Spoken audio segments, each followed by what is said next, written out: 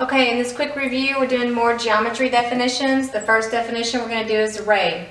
Array, if you think about it, it's like a sun ray. When we're little and we draw a picture, here's the piece of paper, my piece of paper. Here I am standing in my piece of paper. We normally draw a little sun up here, and we draw these sun rays going out.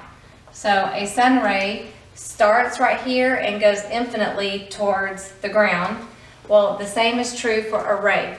Array starts at one point and goes infinitely in one direction, only in one direction. So this ray will start here and go infinitely to the right.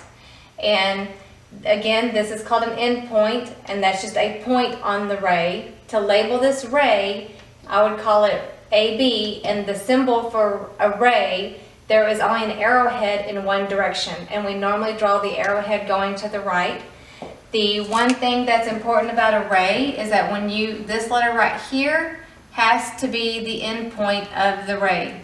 And so for this specific ray, it starts at A, so therefore A is your first letter. It starts at A and goes towards B, so it starts at A and goes towards B. So this right here means ray AB.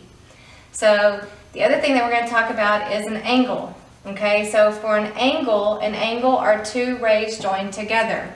So if I start here with an endpoint and then that's a ray, then I start at the same endpoint and then go in a different direction, I have created an angle. That is an angle. We measure angles in degrees.